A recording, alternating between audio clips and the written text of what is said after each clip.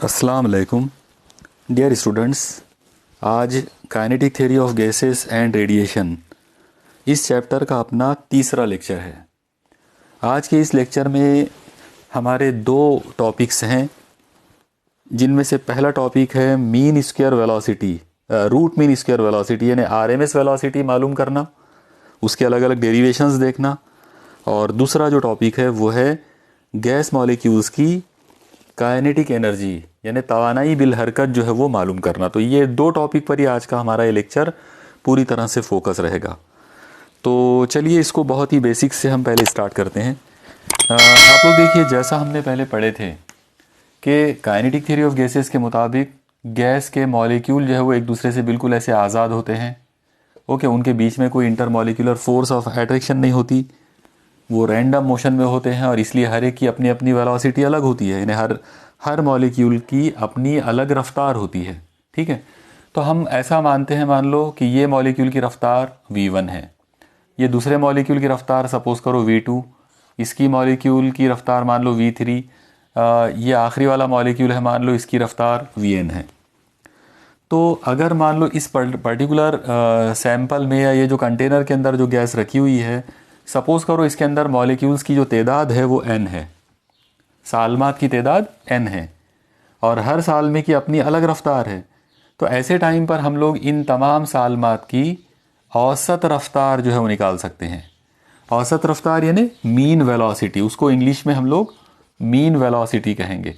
अब ये mean velocity क्या होगी? तो मीन का तस्वुर वही है, यानी उसका आइडिया वही रहेगा जो आमतौर पे चीज़ों की एवरेज निकालने का होता है। जब भी हम किसी चीज़ की एवरेज निकालते हैं तो हम क्या करेंगे, उन तमाम वैल्यूज़ को ऐड करेंगे और डिवाइडेड बाय उन चीज़ों की तादाद बराबर है। तो यहाँ पर हम क्या करेंगे, देखो रफ्तारों की औसत लेना है, इसलिए तमाम सालमात की रफ्तारों को मजमुआ करेंगे, यानी हर एक को ऐड करेंगे। तो पहले मॉलिक्यूल की वेलोसिटी है v1, दूसरे की है v2, तीसरे की है v3 और ऐसा करते करते आखिरी वाले की है vn। तो तमाम सालमात की रफ्तारों को पहले ऐड कर दिया, यानी उनकी वेलोसिटीज़ जो है वो ऐड हो गई। इसके बाद इनको डिवाइड कर दो इनकी टोटल तादाद से, मतलब n से। तो जब हम तमाम मॉलिक्यूल्स की रफ्तारों को मजमुआ लेकर उसको डिवाइड करेंगे सालमात की तादाद से, ये जो नंबर मिलेगा इसे कहेंगे मीन वेलोसिटी या औसत रफ्तार। आम तौर पर इसे v बार से जाहिर करते हैं। ओके, तो ये हो गया पहला तस्वुर, यानी रफ्तारों पर से औसत रफ्तार। और औसत रफ्तार का कंसेप्ट क्यों लाया गया? तो उसका रीज़न ये है कि हर मॉलिक्यूल की रफ्तार जो है वो अलग होती है, रैंडम होती है, इसलिए हम औसत रफ्तार की बात करेंगे। अब यहाँ पर आप लोग एक और चीज़ देखिए कि कई मरतबा ये औसत रफ्तार जो है वो ज़ीरो भी हो सकती है, निगेटिव भी आ सकती है। ज़ीरो ये उस सूरत में आएगी जब रफ्तारें जो है वो कुछ रफ्तारें पॉजिटिव डायरेक्शन में हो और कुछ उतनी ही रफ्तारें निगेटिव डायरेक्शन में हो। जाहिर है जब आप उन सबको ऐड करेंगे और डिवाइडेड बाय n करोगे तो आंसर तो ज़ीरो आ जाएगा। तो इसका तो मतलब ये हो गया कि गैस के सालमात की औसत रफ्तार ज़ीरो हो गई, तो वो फिर मीनिंगलेस हो जाएगा, यानी हम उससे कोई नतीजा या कोई रिजल्ट नहीं निकाल पाएंगे। तो ऐसे टाइम पर हम क्या करते हैं कि इस फॉर्मूले को थोड़ा सा मॉडिफाई करते हैं। हम चाहते हैं कि हमको रफ्तार के नाम पर कोई तो भी पॉजिटिव नंबर मिले। तो पॉजिटिव नंबर बनाने का एक आसान जो तस्वुर जो बनाया गया वो ये था कि रफ्तारों के स्क्वायर का औसत लिया गया। ओके, तो यहाँ पर एक नया कंसेप्ट जो आया वो था औसत मुरब्बई रफ्तार। ये वर्ड आप याद रखिए, औसत मुरब्बई रफ्तार। इंग्लिश में से कहेंगे मीन स्क्वायर वेलोसिटी। अब आप देखो इसकी डेफिनेशन अगर अपने को बनाना है तो इसकी डेफिनेशन बहुत सिंपल है। इसके अंदर हम वेलोसिटीज़ के स्क्वायर का मीन लेंगे। ओके, आप ये उल्टी डायरेक्शन आप ध्यान में रखो, मैं जिस तरह से बता रहा हूँ, वेलोसिटीज़ के स्क्वायर का मीन, यानी तमाम गैस के सालमात की रफ्तारों के मुरब्बों का औसत लेना है। रफ्तारों का औसत नहीं लेना है बल्कि रफ्तारों के मुरब्बों का औसत लेना है, ताकि आंसर जो मिले वो पॉजिटिव मिले। क्योंकि जब आप किसी को पॉजिटिव या नेगेटिव कोई भी नंबर का जब आप मुरब्बा करते हैं, स्क्वायर करते हैं, तो वो पॉजिटिव आ जाता। तो मीन स्क्वायर वेलोसिटी का ये कंसेप्ट है। तो अब यहाँ पर हम कैसे करेंगे, पहला मॉलिक्यूल जो है उसकी रफ्तार v1 है, तो हम उसका मुरब्बा ले लेंगे, स्क्वायर कर डालेंगे, फिर उसके अंदर प्लस करेंगे दूसरे साल में की वेलोसिटी, उसका square, plus and so on, और ऐसा करते करते आखिरी मॉलिक्यूल के वेलोसिटी का स्क्वायर। याद रखो कि अब ये स्क्वायर कर दिए, इसलिए ये सबके सब पॉजिटिव नंबर ही आने वाले हैं। डिवाइडेड बाय कर दो n। तो ये जो हमको फॉर्मूला मिला, ये मिला औसत मुरब्बई रफ्तार का, यानी मीन स्क्वायर वेलोसिटी का। ओके, तो ये हो गया हमारा सेकंड कंसेप्ट। अब हम उस कंसेप्ट पे चलते हैं जो हमको बहुत ज़्यादा डिटेल में जिसके बारे में पढ़ना है, और वो है जज़री औसत मुरब्बई रफ्तार। ओके, उसका नाम है जज़री औसत मुरब्बई रफ्तार। इंग्लिश में हम उसको कहेंगे root mean square velocity, short में हम उसको बोलेंगे आरएमएस वेलोसिटी। अब आप देखो मीन स्क्वायर वेलोसिटी, इसका मतलब क्या रहेगा। इस मर्तबा हम एक नया काम ये करेंगे कि तमाम सालमात की जो रफ्तारें हैं उनका पहले हम मीन स्क्वायर वेलोसिटी निकालो। कैसे निकालेंगे, देखो v1 का स्क्वायर करो, v2 का स्क्वायर करो, plus and so on, plus vn का स्क्वायर, और फिर इसको डिवाइडेड बाय n करके ये हमने मीन स्क्वायर वेलोसिटी निकाल ली है। यानी यहाँ तक का पार्ट हो गया मीन स्क्वायर वेलोसिटी। अब उसके पहले रूट है, यानी औसत मुरब्बी रफ्तार इतनी आ गई। अब हमको जज़र लेना है तो हम इसका जज़र ले लेंगे। जैसे हम इसका जज़र लेंगे ये बन जाएगा आरएमएस वेलोसिटी, यानी जज़री औसत मुरब्बई रफ्तार। तो आरएमएस वेलोसिटी का मेन कंसेप्ट ये वाला है, हर साल में की रफ्तारों को उसका स्क्वायर करो, उसको ऐड करते चले जाओ, उसका औसत लो और फिर बाद में उसका स्क्वायर रूट ले लो। आखिरी में जब आप उसका स्क्वायर रूट लेंगे जो नंबर आपको मिलेगा वो होगा आरएमएस वेलोसिटी। आमतौर पर हम लोग इसको वी सफिक्स में आरएमएस से ज़ाहिर करेंगे, और जैसा हम लोग देख रहे हैं कि उसका जो मेन फार्मूला है वो क्या है, तो V suffix RMS is equal to square root of, और ये अंदर वाला ये जो नंबर है ये बेसिकली मीन स्क्वायर वेलोसिटी है, मतलब औसत मुरब्बई रफ्तार है। तो औसत मुरब्बई रफ्तार के जज़र को आरएमएस वेलोसिटी कहते हैं। Clear, square root of mean square velocity, mean square velocity का जब स्क्वायर रूट लेंगे वो आरएमएस वेलोसिटी बन जाएगा। चलो ठीक है, तो ये था मेन कंसेप्ट आरएमएस वेलोसिटी का। अब हमको देखना है कि इसके लिए अलग अलग फार्मूले क्या बन सकते हैं।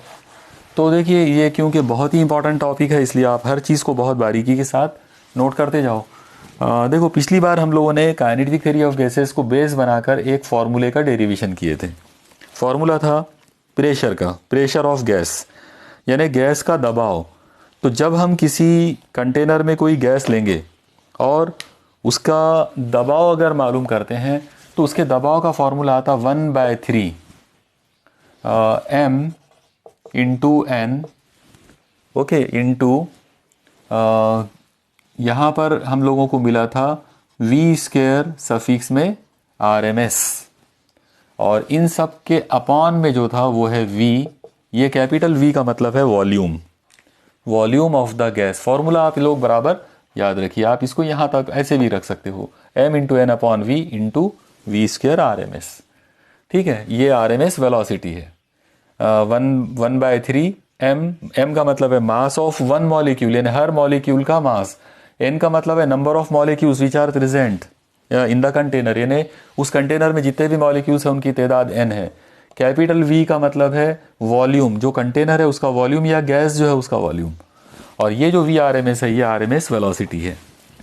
तो अब आप देखो पहला जो टॉपिक हमको करना है आज वो है कि VRMS का फॉर्मूला बनाना है। तो एक आसान काम ये किया जा सकता है कि आप इसको यहीं रहने दो, बाकी लोगों को इधर शिफ्ट कर दो। ओके, तो देखो अगर इसको ऐसा करते हैं तो ये ऐसा कुछ हो जाएगा, VRMS का स्क्वायर इज इक्वल टू, यानी ये यहीं रह गया। इन लोगों को जब इधर शिफ्ट करेंगे तो ये नीचे वाले लोग ऊपर आएंगे, ऊपर वाले लोग नीचे जाएंगे। ये 3 ऊपर आएगा तो 3 टाइम्स P, ये V भी नीचे है तो ये ऊपर आ जाएगा, तो 3 टाइम्स PV अपॉन ये m इंटू n नीचे चले जाएगा तो m इंटू n। ओके, तो ये आ गया फॉर्मूला V स्क्वायर RMS का। हमको VRMS होना तो स्क्वायर हटा लो, जब आप स्क्वायर हटा लोगे ये आ जाएगा VRMS is equal to under root 3 times PV upon m into n। ख़त्म। तो ये जो आपके सामने फार्मूला दिख रहा है इसको हम लोग बोलेंगे RMS velocity of gas molecules. Okay, मुझे उम्मीद है आपको ये डेफिनेटली इतना समझ में आ गया होगा। अब ये फार्मूले को हम और मॉडिफाई कर सकते हैं और बदल सकते हैं इसको। देखो इसको बदलने का एक तरीका, आप लोगों को पता है कि हम लोगों ने आइडियल गैस इक्वेशन देखे थे, तो PV is equal to ideal gas equation के हिसाब से अगर बात करेंगे तो वो आएगा nRT, यहाँ पे याद रखना ये n का मतलब नंबर ऑफ मोल्स है, नंबर ऑफ मोल्स, ये n का मतलब नंबर ऑफ मॉलिक्यूल्स है। ओके, सालमात की तादाद, ये सालमात की तादाद है जो उस गैस में थी, इसलिए इसमें और इसमें कन्फ्यूजन में नहीं आने को ना। तो यहाँ पर ये स्मॉल n का मतलब नंबर ऑफ मोल्स है। हम ये सपोज करेंगे कि नंबर ऑफ मोल 1 है, तो अगर हम नंबर ऑफ मोल 1 ले लेंगे तो ज़ाहिर है n की जगह पे 1 लेना पड़ेगा, तो ये क्वांटिटी यहाँ से गायब हो गई। ओके, नंबर ऑफ मोल अगर 1 है तो PV इज इक्वल टू आ गया RT, बस ये PV की जगह पर RT यहाँ ला के रख दो।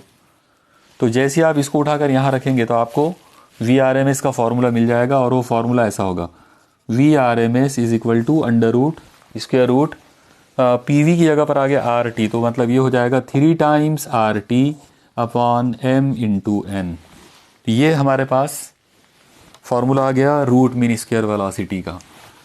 अब ये फार्मूले को थोड़ा सा और मॉडिफाई कर सकते हैं। आप लोग देखो इस पर से रिजल्ट क्या निकलेगा, जो एक इम्पॉर्टेंट रिजल्ट है वो आ जाएगा VRMS इज इक्वल टू, आप लोग देखो इसमें 3 नंबर है, R यूनिवर्सल गैस कांस्टेंट जो कि मुस्तकिल है, कांस्टेंट है, M mass of 1 gas molecule वो भी कांस्टेंट है, N number of gas molecules in the container, container के अंदर के गैस मॉलिक्यूल ये भी कांस्टेंट है। तो हम ये तमाम कांस्टेंट्स को एक साथ ले लेते, ये हो जाएगा under root 3R upon M into N, और T को अलग कर लेते तो ये T अलग हो गया। और अब आप देखो ऊपर से T अलग कर दिए, ये सारे लोग कांस्टेंट बन गए, तो इक्वल टू और कांस्टेंट को अगर हटा दिया जाए तो हमको रिजल्ट मिलेगा VRMS is proportional to square root of T। मतलब यहाँ रिजल्ट क्या मिला कि RMS वेलोसिटी जो है वो गैस मॉलिक्यूल्स की स्क्वायर रूट ऑफ टेम्परेचर पे, मतलब एब्सोल्यूट टेम्परेचर जो होता है मुतलक दर्जा हरारत यानी डिग्री केल्विन वाला जो टेम्परेचर है उसके स्क्वायर रूट के ऊपर ये डायरेक्टली प्रोपोर्शनल है। तो ये एक इम्पॉर्टेंट रिजल्ट हमको मिला। अब हम ये फॉर्मूले को थोड़ा सा और मॉडिफाई कर सकते हैं, इसको और चेंज कर सकते हैं। आप लोग देखो ये फॉर्मूला जो हमारे पास है V सफिक्स में RMS इज इक्वल टू, हमारे पास फॉर्मूला है 3 times R into T upon M into N। इसमें ये जो RT है अभी जैसा हमने देखा था एक्चुअली ये PV था, यानी इसकी ये हम लोगों ने PV की जगह पर इसको उठाए थे, तो ये यहाँ पर वापस PV को इमेजिन कर लो आप लोग। तो अगर मैं यहाँ पर वापस PV को इमेजिन करता हूँ तो ये आ जाएगा M इंटू N ऐसे। अब आप देखो M का मतलब है मास ऑफ 1 मॉलिक्यूल और N जो है वो नंबर ऑफ मॉलिक्यूल्स है, तो M इंटू N का मतलब हो जाएगा कैपिटल M, मतलब मास ऑफ गैस, उस गैस का यानी वो जो कंटेनर के अंदर जो गैस है उसकी टोटल जो मास है वो M लेना पड़ेगा।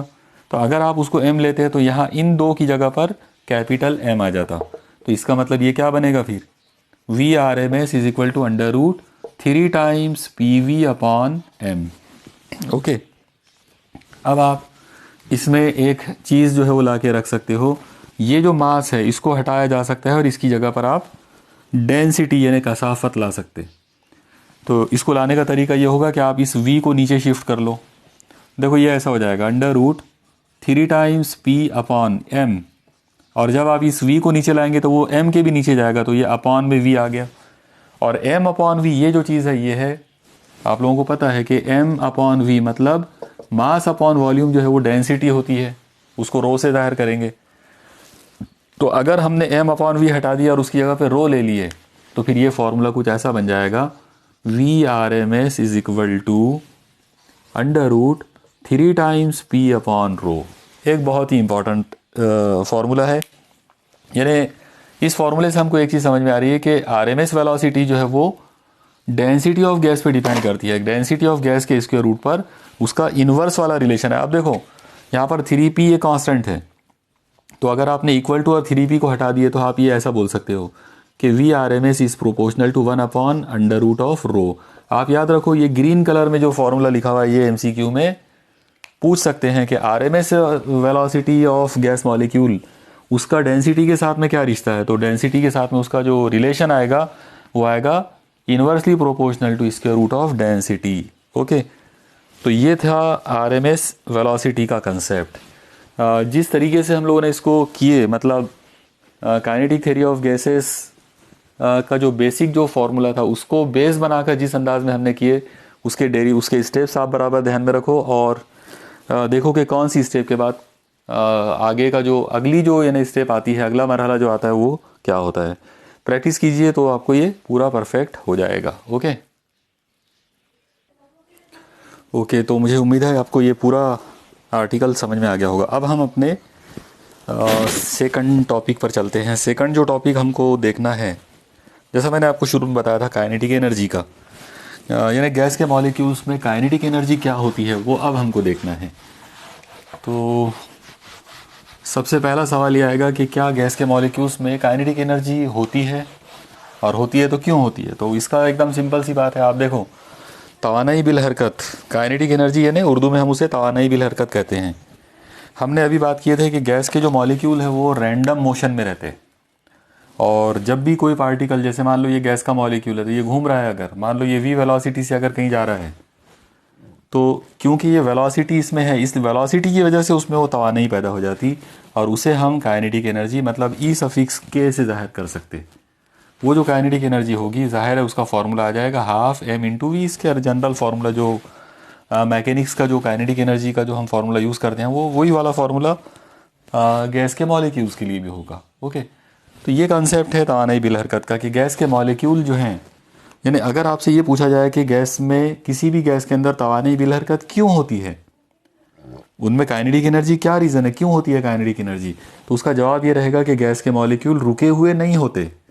गैस के मॉलिक्यूल हमेशा हरकत में होते हैं, और हरकत की वजह से उनके अंदर तवानाई बिल हरकत जो है वो पैदा हो जाती है। ओके, हरकत की वजह से तवानाई बिल हरकत जो है वो पैदा होती है, यानी काइनेटिक एनर्जी का जो ताल्लुक है वो हरकत की वजह से है, गैस के मॉलिक्यूल्स के रैंडम मोशन की वजह से। ओके, चलो अब हम चलते हैं अपने मेन टॉपिक पर।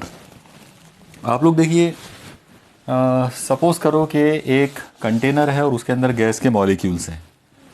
तो काइनेटिक थ्योरी ऑफ गैसेस के हिसाब से अगर बात करें तो उसमें उस गैस का जो प्रेशर होगा, वो प्रेशर का जो फॉर्मूला आएगा वो आएगा 1/3 m into N upon V. यहाँ पर v का मतलब वॉल्यूम है, और v square RMS। Okay, v RMS का स्क्वायर। तो ये काइनेटिक थ्योरी पर से प्रेशर की ये इक्वेशन आ गई। अब इसको हमको कन्वर्ट करना है, इस पर से हमको फॉर्मूला बनाना है काइनेटिक एनर्जी का। तो देखो, काइनेटिक एनर्जी का कंसेप्ट लाने के लिए सबसे पहले कुछ चीज़ों को आप ध्यान में रखो। जैसे सबसे पहला जो कंसेप्ट है वो ये वाला आप याद ध्यान में रखो कि m इंटू एन हम क्या ले सकते हैं। m का मतलब है मास ऑफ वन मॉलिक्यूल, यानी एक मॉलिक्यूल का मास, और n का मतलब है सालमात की टोटल तादाद, यानी वो जो मॉलिक्यूल्स हैं उनकी कुल तादाद। तो m इंटू एन का मतलब हम कैपिटल M ले सकते हैं। कैपिटल M का मतलब रहेगा उस गैस का पूरा मास, पूरी कमैयत उसकी। ओके, तो ये कैपिटल M जो है ये उसकी पूरी कमैयत है। तो हम पहली चीज़ तो ये कर सकते हैं कि इसको हटाकर उसकी जगह पर पूरे गैस की कमैयत जो है वो इमेजिन कर सकते हैं। तो अगर ऐसा किए तो ये फॉर्मूला बनेगा P is equal to 1/3 capital M upon capital V into, यहाँ पर ये आ जाएगा V स्क्वायर RMS। क्लियर, यानी एक चीज़ हमने कर डाले, यहाँ पर हमने m इंटू एन हटाकर उसकी जगह मास ऑफ गैस ले लिए। अब हम अगला काम कर सकते हैं। आप देखो, ये 1/3 है और यहाँ पर ये m अपॉन वी है, यानी अपॉन में ये p और 3 है, या 3 और v है। तो इन दोनों को हम p के तरफ शिफ्ट कर देंगे। तो चलो इन दोनों को इधर भेज देते, तो ये 3 इधर मल्टीप्लाई हो जाएगा, तो ये 3 इधर आ गया, यहाँ पर p पहले से था, और ये v भी इधर आ गया, तो ये v इधर आ गया। तो 3PV इज इक्वल टू ये हो जाएगा m into V square RMS। Clear, यानी यहाँ पर थोड़ा सा जो रद्दो बदल मैं कर रहा हूँ तो उसको आप बराबर ध्यान दो। तो ये आ गया m into V square RMS। अब आप एक चीज़ देखो, काइनेटिक एनर्जी का जो फॉर्मूला है, मैं यहाँ लिख देता हूँ। काइनेटिक एनर्जी का फॉर्मूला होता है half m into V square, यानी कमैयत और रफ्तार के मुरब्बे के साथ में अगर 1/2 लगाए तो काइनेटिक एनर्जी बनती। यहाँ पर देखो, कमैयत है, रफ्तार का मुरब्बा है, लेकिन 1/2 नहीं है, तो क्यों ना दोनों साइड 1/2 से मल्टीप्लाई कर दिया जाए, यानी इक्वेशन है इसलिए दोनों तरफ आपको करना पड़ेगा। तो हम एक काम करेंगे, इस साइड में 1/2 से ज़रब करेंगे और इस साइड में भी 1/2 से ज़रब करेंगे। देखो आपको समझ में आया कि बराबर, पहले हम ये स्टेप तक आए और अब दोनों साइड को 1/2 से मल्टीप्लाई कर दिए। जब दोनों साइड को 1/2 से मल्टीप्लाई करेंगे तो ये साइड बन जाएंगी 3/2, ये 2 यहाँ आ जाएगा, तो 3/2 into P V is equal to, और अब ये बन गया हाफ m वी स्क्वायर। लेकिन हाफ एम वी स्क्वायर क्या है, काइनेटिक एनर्जी, इसका मतलब इसकी जगह पर काइनेटिक एनर्जी आ जाएगा। तो इस तरीके से आप देखिए 3 स्टेप्स के अंदर हम काइनेटिक एनर्जी के फॉर्मूले तक पहुंच गए। यानी अगर गैस के मॉलिक्यूल्स की काइनेटिक एनर्जी का फॉर्मूला अगर आपसे पूछते हैं तो आप उसका फॉर्मूला दे सकते हो कि काइनेटिक एनर्जी जो है E suffix K is equal to 3/2 PV। Clear? तो ये एक इम्पॉर्टेंट रिलेशन हमारे पास kinetic energy of gas molecules के लिए आ गया। फॉर्मूला मिला 3/2 PV। ओके, चलो अब हम इसको और आगे बढ़ाते हैं कि इस पर से हम और क्या कर सकते हैं उसको देखो आप। देखो ये फॉर्मूले में से ये V को शिफ्ट करते इधर, तो अगर मैं V को शिफ्ट करता हूँ तो ये आ जाएगा kinetic energy upon V। Okay, ये इधर इनटू में V है, इधर आएगा तो नीचे आएगा। तो kinetic energy upon volume is equal to, उस साइड में कौन लोग बचे हैं तो 3/2 इंटू P। तो ये एक बहुत इंपॉर्टेंट रिलेशन है जो कई बार एग्जाम में पूछा जाता है। इसको बोलते हैं काइनेटिक एनर्जी पर यूनिट वॉल्यूम। यानी किसी भी गैस मॉलिक्यूल, कोई भी कंटेनर में अगर गैस है तो उस गैस की काइनेटिक एनर्जी और वॉल्यूम का रेशो, काइनेटिक एनर्जी पर यूनिट वॉल्यूम बोलेंगे इसको। तो काइनेटिक एनर्जी पर unit volume is always equal to 3/2 P। यानी प्रेशर का 3/2 जो पार्ट होगा वो पार्ट होता है काइनेटिक एनर्जी पर यूनिट वॉल्यूम। ओके, तो ये था एक इम्पॉर्टेंट पार्ट यहाँ पर। अब हम इसी आर्टिकल को थोड़ा सा और मॉडिफाई करते, इसको और आगे बढ़ाते। आप देखो ये ऐसा है, kinetic energy is equal to 3/2 P, और ये भी वापस उधर ही इमेजिन करो तो PV। ठीक है, लेकिन अब आप यहाँ पर आइडियल गैस इक्वेशन को ला सकते हो। देखो हम किस तरह से लाएंगे, आपको सबको पता है कि आइडियल गैस इक्वेशन है PV is equal to nRT। यहाँ पर n का मतलब है नंबर ऑफ मोल, और हम ये सपोज करेंगे गैस जो है वो 1 मोल है। तो अगर मैं गैस 1 मोल क्वांटिटी में लूँ, 1 मोल क्या है वो मैंने पहले लेक्चर में आपको बहुत अच्छे से एक्सप्लेन किया था। ओके, तो अगर मैं किसी गैस का 1 मोल लेता हूँ तो इसका मतलब ये हो जाएगा PV is equal to RT। Okay, तो PV की जगह पर क्या आएगा RT, ये वैल्यू यहाँ रख दो लाकर। तो देखो ये क्या हो सकता है, अगर मैं इसमें PV की जगह पर अगर RT लाता हूँ 1 मोल के वास्ते, याद रखना ये फॉर्मूला सिर्फ 1 मोल के लिए ही एप्लीकेबल है। ओके, इससे ज़्यादा के लिए नहीं है, इससे ज़्यादा लेंगे तो फिर यहाँ पे ये n की वैल्यूज़ आएगी। बहरहाल ये आ जाएगा kinetic energy is equal to 3/2 into, अब ये जो PV है ये हट गया और उसकी जगह पर क्या आएगा RT, तो ये आ जाएगा RT। याद रखो आप लोग ये फॉर्मूला टोटल काइनेटिक एनर्जी का नहीं है। ओके, ये फॉर्मूला टोटल काइनेटिक एनर्जी का फॉर्मूला ये हो सकता है, इसको बोल सकते हैं आप कि ये टोटल काइनेटिक एनर्जी है, लेकिन ये टोटल काइनेटिक एनर्जी नहीं है, ये काइनेटिक एनर्जी पर मोल है। यानी ये फॉर्मूला सिर्फ 1 मोल गैस के लिए ही एप्लीकेबल होगा। अगर आपके पास 1 मोल गैस दी गई है तो उसकी काइनेटिक एनर्जी का फॉर्मूला होगा 3/2 RT। ओके, कंसेप्ट क्लियर रखो बराबर। तो ये था मामला, ये इक्वेशन थी टोटल काइनेटिक एनर्जी की। Total kinetic energy of the gas in the container is 3/2 PV, और टोटल काइनेटिक एनर्जी पर मोल, यानी 1 मोल की काइनेटिक एनर्जी अगर लेना है तो वो 3/2 RT। ऐसा क्यों हुआ इसमें और इसमें चेंज, उसका रीज़न ये इक्वेशन है। ये इक्वेशन में यहाँ पर nRT था, ये n नंबर ऑफ मोल है, और अगर इसको 1 मोल लेना है तो आप PV की जगह पर RT ले सकते हैं। ओके, चलो ये हो गया काइनेटिक एनर्जी पर मोल। अब हम और आगे बढ़ाते। आप लोग देखो फर्स्ट लेक्चर के अंदर, यानी kinetic theory of gases and radiation का जो पहला लेक्चर है उसके अंदर मैंने आपको एवोगैड्रोस लॉ बताया था, और साथ ही साथ उस वक्त मैंने आपको ये भी एक्सप्लेन किया था कि एवोगैड्रो नंबर क्या होता है। ओके, तो आज हम एक बार एकदम शॉर्ट में दोबारा से उसको देख लेंगे कि एवोगैड्रो नंबर का जो मतलब है वो सिंपल सा मतलब है, वो है कि अगर आपने 1 मोल गैस 1 मोल आपने कोई भी क्वांटिटी लिए, चाहे वो गैस हो, सॉलिड हो, लिक्विड हो, कोई भी चीज़ लो आप लोग, लेकिन वो 1 मोल लो, तो उसमें जो नंबर ऑफ मॉलिक्यूल है वो हमेशा कांस्टेंट होते हैं। वो मॉलिक्यूल चेंज नहीं होते, वो बदलते नहीं। नंबर ऑफ मॉलिक्यूल्स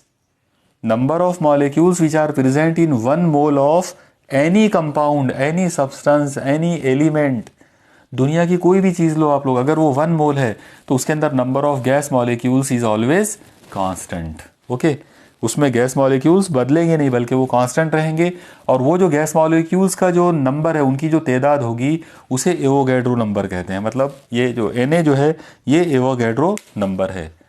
तो मुझे उम्मीद है कि आपको ये समझ में आया होगा। अब आप एक चीज़ देखो, एकदम सिंपल, ये फॉर्मूला जो है अभी मैंने आपको बताया था कि ये फॉर्मूला है काइनेटिक एनर्जी पर यूनिट मोल। ये पर यूनिट मोल का, यानी एक मोल की इतनी एनर्जी है। और अभी मैंने आपको एक और चीज़ बताया कि एक मोल के अंदर, यानी अगर आप एक मोल की अगर बात कर रहे हो तो उसमें नंबर ऑफ मॉलिक्यूल्स कितने रहते, Na।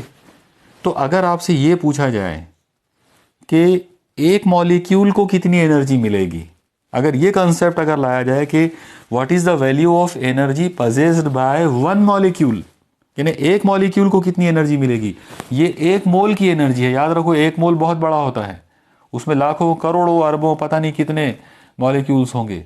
तो ये एक मोल की काइनेटिक एनर्जी इतनी है, 3/2 RT। और अगर आपसे पूछे कि वन मोल तो हो गया, अगर आपसे ये पूछ लिया जाए कि एक मॉलिक्यूल यानी एक साल में की एनर्जी क्या होगी, तो उसका तरीका ये रहेगा कि ये जो टोटल एनर्जी है इसको आप डिवाइड कर दो एवोगैड्रो नंबर से। ओके, एवोगैड्रो नंबर से क्यों डिवाइड कर दो, तो देखो उसका एक कंसेप्ट है, सिंपल सा एक कंसेप्ट मैं आपको बताता हूँ। सपोज करो कि काइनेटिक एनर्जी पर यूनिट मोल, यानी एक मोल की काइनेटिक एनर्जी मान लो कि 100 जूल है। ओके, आपको ये बोला गया कि 100 जूल एनर्जी है उसके पास, और फिर आपको ये बोला जाए कि एक मोल जो है उसके अंदर जो मॉलिक्यूल्स का जो नंबर है मान लो कि वो 10 ही है। जस्ट इमेजिन करो कि उसके अंदर 10 ही मॉलिक्यूल्स आते हैं। टोटल मिलाकर टोटल जो गैस की जो एनर्जी है वो 100 जूल है, लेकिन उसके अंदर मौजूद जो सालमात हैं या उसमें मौजूद जो मॉलिक्यूल्स हैं उनकी तादाद सिर्फ 10 है। और फिर आपसे पूछा जाए कि बताओ कि एक मॉलिक्यूल की एनर्जी क्या होगी, तो आपका आंसर रहेगा सिंपल वे में कि अगर 10 मॉलिक्यूल की एनर्जी 100 जूल है तो ये आ जाएगा 100/10, मतलब 0 से 0 कैंसिल, ये आ जाएगा 10 जूल पर मॉलिक्यूल, यानी एक मॉलिक्यूल की एनर्जी 10 जूल हो जाएगी। ओके, तो क्या करना पड़ा यहाँ पर, टोटल एनर्जी को टोटल नंबर ऑफ मॉलिक्यूल से डिवाइड करना पड़ा, और टोटल नंबर ऑफ मॉलिक्यूल होते हैं एवोगैड्रो नंबर। इसलिए हम इसको दोनों साइड को एवोगैड्रो नंबर से डिवाइड करेंगे ताकि हमको काइनेटिक एनर्जी मिल जाए एक साल में की। ओके, यानी एक साल में की अगर हमको काइनेटिक एनर्जी तवानाई बिल हरकत लाना है तो उसके लिए हमको एवोगैड्रो नंबर से डिवाइड करना पड़ेगा। चलो मैं उसको ई सफिक्स के लिख देता हूँ। ये ई सफिक्स के स्मॉल ई जो है इसका मतलब मैंने यहाँ पे लिया हूँ kinetic energy of one molecule, क्योंकि मॉलिक्यूल छोटा होता है इसलिए मैंने छोटा ई इस्तेमाल करा। ओके, तो स्मॉल लेटर में जो ई सफिक्स के मैंने लिया हूँ इसका मीनिंग मैं इस सेंस में ले रहा हूँ kinetic energy of one molecule. तो अगर ये kinetic energy of one molecule है तो इसकी वैल्यू आना चाहिए E/NA। E का मतलब है kinetic energy of one mole. ये E कौन है, ये है E का मतलब है kinetic energy of one mole, और उसको डिवाइड करना पड़ेगा एवोगैड्रो नंबर से, क्योंकि एवोगैड्रो नंबर का मतलब होता है number of molecules present in one mole, एक मोल के अंदर सालमात की तादाद। मुझे उम्मीद है कि आपको ये कंसेप्ट ध्यान में आया होगा। ओके, चलो अब ये वैल्यूज रख देते हैं इसके अंदर। तो ये कुछ ऐसा हो जाएगा ई सफिक्स के यानी kinetic energy of one molecule एक साल में की तवानाई बिल हरकत इज इक्वल टू कितना आएगा, 3/2 इंटू RT, लेकिन डिवाइडेड बाय Na करना है इसलिए हम उसको ऐसे लिख सकते हैं RT/Na। देखो आपको समझ में आया होगा ये पूरा मामला। दोनों साइड को हमने डिवाइड कर दिए Na से। ठीक है, अब इसको थोड़ा सा और आगे बढ़ा देते। आप लोग देखो, अगर मैं इसको मामूली सा उसको थोड़ा सा हम चेंज करते हैं, हम इसको इस तरह से लिख सकते हैं E के इज इक्वल टू, हर स्टेप को ध्यान दो, बराबर 3/2 ये नंबर। अब यहाँ पर है RT/Na। R एक कांस्टेंट है और N जो है वो भी कांस्टेंट है, तो मैं इन दोनों को एक साथ ले लेता हूँ। R/Na ये मैंने एक साथ ले लिया और साथ में T को अलग कर दिया। ठीक है, T जो है वो वेरिएबल है, टेम्परेचर है। अब आप एक चीज़ देखो, R जो है universal gas constant divided by Na। Na का मतलब है एवोगैड्रो नंबर, तो ये दोनों मिलाकर एक कांस्टेंट आएंगे। ये जो कांस्टेंट आता है जनरली इसको K लिखा जाता है और सफिक्स में B लगा देते हैं। ये जो कांस्टेंट है K सफिक्स B, इसे कहते हैं बोल्ट्जमैन कांस्टेंट। ये एक बहुत इंपॉर्टेंट टर्म याद रखो। ओके, याद रखना, बोल्ट्जमैन ये वही साइंटिस्ट हैं जिन्होंने मैक्सवेल के साथ मिलकर काइनेटिक थ्योरी ऑफ गैसेस तैयार किए थे। ओके, मैंने शुरू में आपको बताया था, पूरी यानी डिटेल्स जो है वो पहले लेक्चर में हमने कर चुके हैं। तो मैक्सवेल और बोल्ट्जमैन इन दो लोगों ने मिलकर ही काइनेटिक थ्योरी ऑफ गैसेस को डेवलप किए थे 18th सेंचुरी के अंदर। तो ये वही वाला बोल्ट्जमैन है और उन्हीं के नाम पर ये कांस्टेंट रखा गया। R/Na का मतलब होता है बोल्ट्जमैन कांस्टेंट और उसका जो सिंबल है वो Kb है। ठीक है, तो चलो ये वैल्यू उठाकर यहाँ रख देते हैं। तो अगर मैं ये बोल्ट्जमैन कांस्टेंट को अगर यहाँ यूज़ कर लूँ तो ये कुछ ऐसा हो जाएगा E⁻k इज इक्वल टू 3/2 और ये जो R/Na जो है ये हट गया और इसकी जगह पर आ गया बोल्ट्जमैन कांस्टेंट इनटू T। याद रखो आप लोग कि ये फॉर्मूला होता है काइनेटिक एनर्जी का सिर्फ 1 साल में की। ओके, यानी kinetic energy of one molecule, single molecule. अगर 1 साल में कि आपसे तवानीबिल हरकत पूछते हैं तो उसका जवाब होगा ये वाला, काइनेटिक एनर्जी पर molecule is 3/2 Kb into T. Okay, तो इस तरह से अपना आज का जो लेक्चर है उसमें के जो 2 टॉपिक्स मैंने जो चुने थे, मतलब जो हमारे सिलेबस में आगे की रवानी के अंदर जो आने थे, तो वो ये 2 टॉपिक्स हमने आज देखे। पहला टॉपिक हमने देखा आरएमएस वेलोसिटी का, ओके, और दूसरा हमने टॉपिक देखा kinetic energy of gas molecules का। दोनों आर्टिकल्स बहुत ही आसान हैं और दोनों भी बेस्ड हैं काइनेटिक थ्योरी ऑफ गैसेस के मेन फार्मूले पर से, मतलब प्रेशर के फार्मूले पर से। मुझे उम्मीद है और यकीन भी है बल्कि कि आप लोगों को आज का ये पूरा लेक्चर जो है वो समझ में आया होगा और आप इसको बेस बनाकर जो है आगे बहुत सारी जो न्यूमेरिकल्स और जैसा भी आपसे पूछा जाए, यानी जिस तरह से भी पूछा जाए उस तरह से आप इसको अप्लाई कर पाएंगे। ओके, इंशाल्लाह आगे का जो पार्ट है वो हम नेक्स्ट अगले लेक्चर में जो है वो देखेंगे। अल्लाह हाफिज़।